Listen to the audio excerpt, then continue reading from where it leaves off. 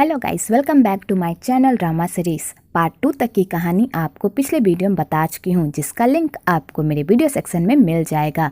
पिछले एपिसोड में हमने देखा था कि योगी इनाया को गोदी में उठा लेता है क्योंकि वहाँ पर सांप रहता है। तो इनाया जैसे ही सांप का नाम सुनती है तो वो चिल्लाने लगती है और इस चक्कर में दोनों ही नीचे गिर जाते हैं। तो योगी को पैर में थोड़ी चोट लग जाती है तो इनाया उसके लिए बर्फ लेकर आती है और उसे देती है सेकने के लिए। और उसके बाद इनाया योगी को बड़े प्यार से मनाने की कोशिश करती है कि वो उसे उसके पैसे वापस कर दे, पर योगी मानने को तैयार ही नहीं होता क्योंकि वो भी अपनी जगह पर सही होता है, क्योंकि उसने ना ही इनाया से कोई पैसे लिए होते हैं और ना ही उसका इनाया से कोई कॉन्ट्रैक्ट हुआ होता है जो योगी उसे पैसे दे।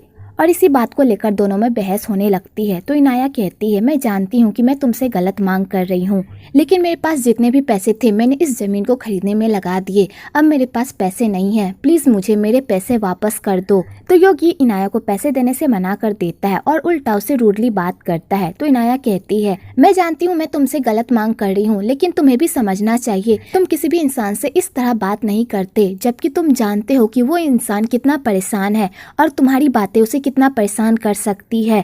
इसलिए आगे से सोच समझ कर बात करना। आगे इनाया परेशान होकर जा रही होती है कि अब वो आगे क्या करेगी। अब ना ही उसके पास पैसे हैं और ना ही उसका घर। अब वो अपने पापा को अपने पास कैसे रखेगी कि तभी उधर से अंकल आते हैं और इनाया को कहते हैं, मैंने पुलिस में रिपोर्ट करवा दी है और पुलिस वालों ने कहा है कि वो जल्दी उस कॉन मैन को ढूंढ लेंगे।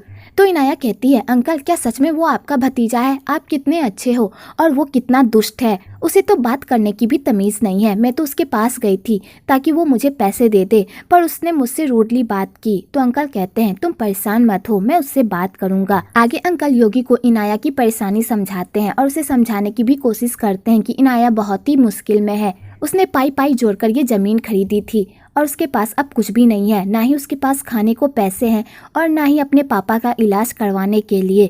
प्लीज उसे कुछ पैसे दे दो। तो योगी कहता है, मैंने कोई धर्मशाला नहीं खोला है जो मैं सबको खैरात बांटते रहूं, और मैंने उससे कोई पैसे नहीं लिए हैं जो मैं उसे पैसे दूं। तो अंकल कहते हैं, कम से कम इंसानियत के नाम पर तो उसे पैसे दे दो। और अंकल योगी को मनाने की बहुत कोशिश करते हैं, पर योगी उसकी एक भी नहीं सुनता। दूसरी तरफ इनाया परेशान होकर घर आती है तो उसके घर में एक और बवाल खड़ा हुआ होता है। उसके नल का पाइप पूरी तरह टूट गया होता है और उसके घर में पूरी तरह पानी भर गया होता है। तो इनाया ये सब देखकर पूरी तरह परेशान हो जाती है। तो बेचारी किसी तरह उस नल को जोड़ती है और वो इस परेशानी से बाहर ही निकलती है कि तभी उसे नर्स का कॉल आता है और नर्स उसे बताती है कि उसने अपने पापा का बिल टाइम पर नहीं भरा है, जिस वजह से उसके पापा को हॉस्पिटल से निकाला जा रहा है, इसलिए वो जल्दी आए और अपने पापा को लेकर जाए। तो इनाया कहती है, आप ऐसा कैसे कर सकती हैं? मैं आपका बिल टाइम पर भर दूंगी, प्लीज मेरे पापा को मत निकालिए जब तक मैं नहीं आती। और इनाया हॉस्पिटल के लिए निकल जाती है। दूसरी तरफ योगी अपने घर के लिए पेंट खरीदने के लिए जा रहा होता है कि तभी रास्ते में उसकी खाना बनाने वाली उसे कहती है, मैं आज से तुम्हारे यहाँ खाना नहीं बना पाऊंगी क्योंकि मेरी बेटी को बच्चा होने वाला है, इसलिए मैं उसके पास जा रही हूँ, इसलिए तुम किसी और को ढूंढ लो। तो बेचारा योगी टेंशन में आ जाता है कि वो इतनी जल्दी खाना बनाने वाली कहाँ ढूंढेगा। तो वो अंकल को कहता है उसके लिए खाना बनाने वाली ढूंढने के लिए। आगे वो लोग उसी रास्ते से गुजर रहे होते हैं तो उनकी मुलाकात इनाया से हो जाती है। तो इनाया अंकल को अपनी प्रॉब्लम बताती है। तो अंकल कहते हैं, तुम शहर जा रही हो ना, तो योगी के साथ चली जाओ ना, योगी भी शहर जा रहा है। तो इनाया का जाने का तो मन नहीं होता, पर वो अंकल के कहने पर चली जाती है। आगे योगी इनाया को कहता है, क्या सच में तुम्हारा नाम इनाया है? तो इनाया कहती है, क्या हुआ, तुम्हें इस नाम से भी नफरत है? तो योगी कहता है, तुम मुझसे तुम करके बात क्यों कर रही हो, मैं तुमसे बहुत बड़ा हूँ। तो इनाया कहती है, इससे किससे फर्क पड़ता है कि कौन बड़ा है कौन छोटा? तो योगी कहता है, मैं तुम्हें फ्री सर्विस ड्राइविंग दे रहा हूँ, कम से कम तुम्हें मुझसे अच्छे से बात करनी चाहिए। तो इनाया उसकी बातों का जवाब नहीं देती। आगे योगी इनाया को हॉस्पिटल छोड़ देता है तो इनाया उसे थैंक यू कहकर हॉस्पिटल के अंदर चली जाती है। तो योगी भी वहाँ से जाने वाला होता है, पर वो देखता है कि इनाया का फोन कार में ही छूट गया है। तो योगी इनाया को फोन उसे देने के लिए जाता है। तो योगी को इनाया और उसके पापा की हालत देखकर बहुत ही बुरा लगता है और वो बिना कुछ कहे वहाँ से चला जाता है। आगे इनाया हॉस्पिटल का बिल पे कर देती है और अपने पापा को फिर से भर्ती करवा देती है। उसके बाद वो अपने पापा को घुमाने के लिए लेकर जाती है, पर वो सोचती है उसने इतनी मेहनत करके पाई पाई जोड़कर एक घर खरीदा था, पर वो घर भी उसके हाथ से चला गया। अब वो अपने पापा को कहाँ पर रखेगी? इधर इनाया के पापा को भी इनाया को देखकर बहुत ही दुख होता है। जिस बेटी को उन्होंने नाजों से पाला था, आज वो बेटी एक नौकरों की तरह काम कर रही है और उनकी देखभाल कर रही है। आगे इनाया अपने पापा की देखभाल करती है और उन्हें सुलाकर घर वापस आती है। तो योगी उसे रास्ते में मिल जाता है। तो इनाया उसे इग्नोर करके जाने लगती है। तो योगी कहती है, क्या ये फोन तुम्हारा है? तो इनाया फोन लेने लगती है पर योगी उसे नहीं देता। तो इनाया कहती है, मैं तुमसे लड़ाई करने के मूड में बिल्कुल भी नहीं हूँ, इसलिए मेरा फोन दे दो। तो योगी उसका फोन दे देता है। तो इनाया कहती है, तुम यहाँ पर क्या कर रहे हो? क्या तुम मुझसे मिलने आए हो? तो योगी कहता है हाँ। आगे योगी इनाया को एक ऑफर देता है और कहता है, तुम खाना तो अच्छा बना लेती हो ना? अगर खाना अच्छा बना लेती हो तो मुझे एक काम वाले की जरूरत है जो मेरे घर का खाना बनाए, लॉन्ड्री करे और मेरी घर की साफ सफाई करे। अगर तुम ये काम करने में इंटरेस्टेड हो तो बताओ तुम कितनी सैलरी लोगी? तो इनाया कहती है, हाँ मैं ये सारा काम कर लूंगी, लेकिन मैंने जितना कॉन्ट्रैक्ट पर पैसे लगाए थे मुझे तुम्हें उतने पैसे देने होंगे। अगर तुम मुझे इतना पैसा दे दोगे तो मैं तुम्हारा सारा काम कर दूंगी। तो योगी कहता है ठीक है। आगे योगी इनाया से पूछता है, तुम इतनी सुंदर हो, काबिल हो, फिर तुम्हारी ऐसी हालत कैसे हो गई? तो इनाया कहती है, मैंने एक ऐसे इंसान से प्यार किया जिसे मेरी जरा से भी कदर नहीं थी और उसी इंसान की वजह से मैं ऐसी हो गई हूँ।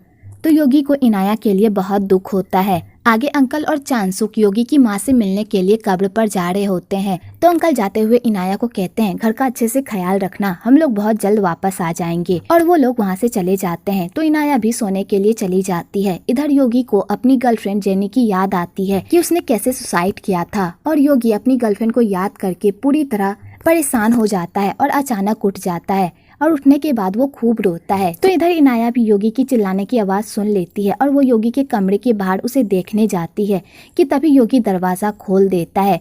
तो ये इनाया योगी को देखकर पूरी तरह डर जाती है क्योंकि योगी उसे गुस्से वाली नजरों से देख रहा होता है और रो भी रहा होता है। दूसरी तरफ योगी के पापा को जब पता चलता है कि हुआन बिना उनसे पूछे बिजनेस को एक्सपेंड कर रहा है तो उन्हें हुआन पर बहुत गुस्सा आता है और वो हुआन पर खूब चिल्लाते हैं। तो हुआन उससे नरमी से ही बात करता है और उनका बीपी फीवर चेक करता है। तो योगी के पापा मन ही मन में सोचते हैं, चाहे तुम कितनी भी कोशिश कर लो, मैं तुम्हें अपना बिजनेस हथियाने नहीं दूंगा, ये सिर्फ मेरे बेटे का है। तो हुआन भी अपने मन में ही सोचता है, चाहे आप कितनी भी कोशिश क्यों ना कर ले, आपको किसी भी कीमत पर ये सब मुझे ही देना होगा। आगे योगी के पापा कहते हैं, योगी यहाँ पर आया हुआ है, जाकर उसे मिलो और उसे घर वापस आने को कहो।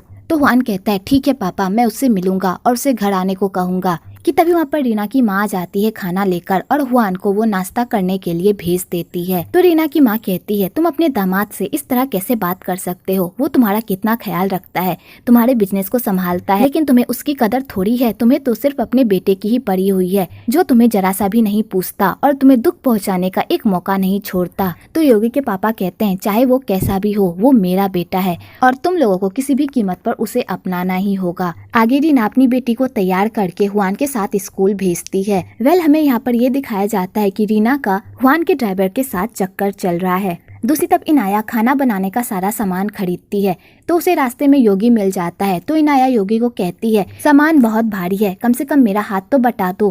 पर योगी उसका हाथ नहीं बटाता, उल्टा उसे इग्नोर करके बोट में बैठ जाता है। तो इनाया को योगी पर बहुत गुस्सा आता है और बेचारी अकेले ही सारा काम करती है। आगे वो लोग समुद्र को पार करके उस जगह पर पहुँचते हैं। तो योगी के घर जाने का रास्ता थोड़ा लंबा होता है तो इनाया को अकेले ही वो सारा सामान उठाकर ले जाना पड़ता है।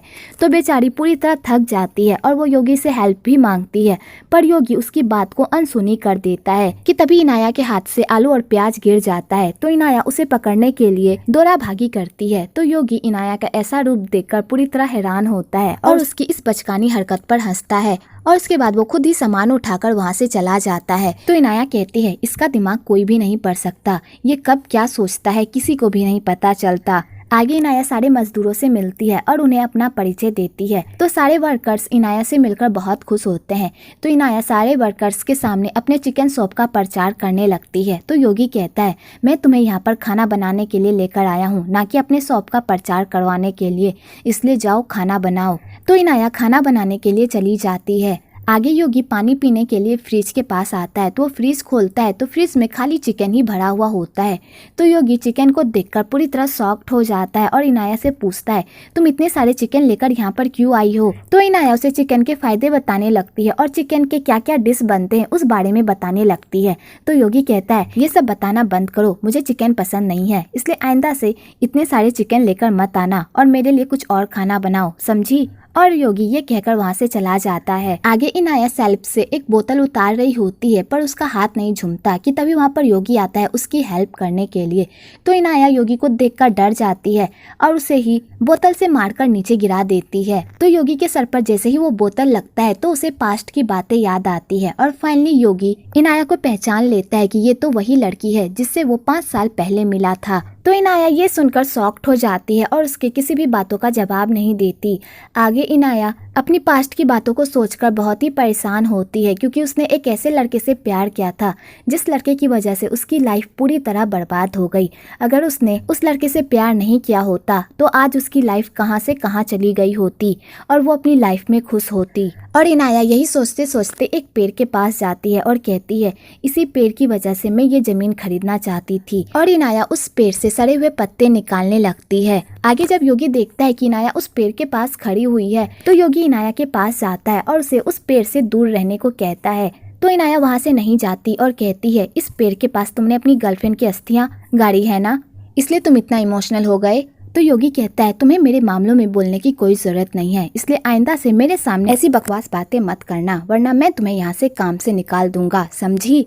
तो इनाया योगी को समझाने की कोशिश करती है कि उसकी लाइफ चाहे कितनी ही सैड क्यों ना हो उसे अपनी लाइफ इस तरह नहीं जीनी चाहिए। तो योगी को भी इनाया पर बहुत गुस्सा आ जाता है कि वो उसके पर्सनल मामले में बोल रही है। तो योगी कहता है दूसरों के पर्सनल मामले में बोलने से पहले अपनी लाइफ देखो कि तुम्हारी लाइफ में क्या प्रॉब्लम चल रही है, तुम कहां से कहां आ गई। दूसरे के मामलों में टांग अड़ाने से पहले अपने मामले को देखो। और योगी ये कहकर वहाँ से चला जाता है। आगे हुआन योगी से मिलने के लिए आता है और उसे समझाता है कि पापा की तबीयत बहुत खराब है इसलिए वो घर वापस आ जाए, पर योगी घर वापस आने से मना कर देता है। तो हुआन उसे समझाता है कि उस लड़की की मौत में पापा का कोई हाथ नहीं था। तो योगी कहता है जब भी मैं पापा को देखता हूँ तो मेरे सामने वही सब सीन आ जाता है जिसे मैं भूलना चाहता हूँ, इसलिए मैं कभी भी उनसे मिलने नहीं आऊँगा। और योगी आने से मना कर देता है। तो हुआन भी वहाँ से चला जाता है। हुआन और इनाया एक दूसरे के सामने से गुजरते हैं पर वो एक दूसरे को नहीं देख पाते और अपने अपने रास्ते चले जाते हैं। आगे इनाया की तबीयत खराब हो जाती है तो वर्कर्स उसे कहते हैं तुम्हें फ्लू हो गया है, ये लो मेडिसिन, इसे खा लो, इससे राहत महसूस होगा और जल्दी से काम खत्म करके घर वापस चली जाओ, अगर तुम्हारी तबीयत खराब हो गई तो हम लोग तो भूखे ही मर जाएंगे। तो इनाया कहती है ठीक है अंकल, और इनाया मेडिसिन लेकर खाना बनाने लगती है। तो इनाया को मेडिसिन लेने के बाद नींद आने लगती है और वो खाना बनाते बनाते वहीं पर सो जाती है। आगे वहाँ पर बहुत जोरों की आंधी आ जाती है तो सारे वर्कर्स आंधी को देखकर समझ जाते हैं कि बहुत जोर की आंधी आने वाली है, इसलिए सारे वर्कर्स अपना काम छोड़कर घर वापस जाने लगते हैं। तो उसमें से एक वर्कर्स कहता है हमें इनाया को भी इन्फॉर्म कर देना चाहिए और उसे भी अपने साथ लेकर जाना चाहिए। तो उसमें से एक वर्कर कहता है इनाया की तबीयत खराब थी इसलिए वो आज घर जल्दी ही चली गई। और वो लोग इसी कंफ्यूजन में इनाया को वहीं पर छोड़कर वहाँ से चले जाते हैं। आगे वहाँ पर बहुत जोरों की बारिश और आंधी भी आ जाती है तो इनाया उन सब की आहटों से उठ जाती है और खुद को बारिश से बचाने के लिए घर के अंदर चली जाती है। तो घर में उसे बहुत ही डर लग रहा होता है क्योंकि अंदर बहुत ही अंधेरा होता है। तो इनाया डरते डरते घर के अंदर जाती है कि तभी इनाया योगी के पैर पर पैर रख देती है। तो योगी चिल्ला कर उठता है और इनाया को कहता है क्या तुम अंधी हो, क्या तुम्हें दिखाई नहीं दे रहा। तो इनाया कहती है इतना अंधेरा है मुझे कैसे दिखाई देगा, वैसे तुम यहाँ पर क्या कर रहे हो। तो योगी कहता है मैं यहाँ पर सोया हुआ था, वैसे तुम यहाँ पर क्या कर रही हो। तो इनाया उसे पूरी स्टोरी बताती है। तो योगी कहता है तुम्हें एक साथ 2 टेबलेट लेने को किसने कहा था। तो इनाया कहती है क्योंकि मैं जल्दी ठीक होना चाहती थी, क्योंकि मेरी डिक्शनरी में बीमार पड़ना लागू नहीं है, क्योंकि मुझे जीने के लिए पैसे कमाने होंगे, इसलिए मुझे बीमार नहीं पड़ना। आगे योगी वहाँ पर आग जलाता है और उसके बाद दोनों बियर पीकर नशे में टुल हो जाते हैं। तो इनाया योगी से पूछती है आखिरकार तुम कौन सा काम करते हो। तो योगी कहता है मैं कुछ भी नहीं करता। तो इनाया कहती है क्या तुम एक अमीर बाप के बिगड़े बेटे या कोई गुंडे तो नहीं हो। तो योगी कहता है तुम सही कह रही हो, मैं एक अमीर बाप का बिगड़ा बेटा हूँ। तो इनाया कहती है मेरे तो भाग ही खुल गए कि मैं एक अमीर ज़ादे के साथ ड्रिंक कर रही हूँ। और इनाया ड्रिंक करने लगती है। तो योगी कहता है ज़्यादा मत पियो, तुमने बहुत पी ली है। आगे योगी इनाया से उसकी स्टोरी पूछता है कि आखिरकार उसके साथ ऐसा क्या हो गया जो वो यहाँ पर इस तरह जी रही है। तो इनाया भी योगी से सेम ही सवाल पूछती है कि आखिरकार उसके साथ ऐसा क्या हुआ जो वो इस गाँव में अपने आप को छुपा रहा है। दोनों ही एक दूसरे के क्वेश्चन का आंसर नहीं देते। आगे इनाया शराब के नशे में योगी को चिढ़ाने लगती है और उस पर हंसने लगती है। तो योगी उसकी मुस्कुराहट देखकर उसे ही देखने लगता है और कहता है शायद मुझे चढ़ गई है, इसलिए तुम मुझे इतनी प्यारी लग रही हो। और मेरा मन तुम्हें किस करने का कर रहा है, क्या मैं तुम्हें किस कर सकता हूँ। और योगी इनाया को किस करने के लिए चला जाता है और यहीं पर पार्ट 3 खत्म होता है। अगर आपको ये वीडियो अच्छी लगी हो तो एक लाइक ज़रूर करें और मेरे चैनल को सब्सक्राइब करना बिल्कुल ना भूलें।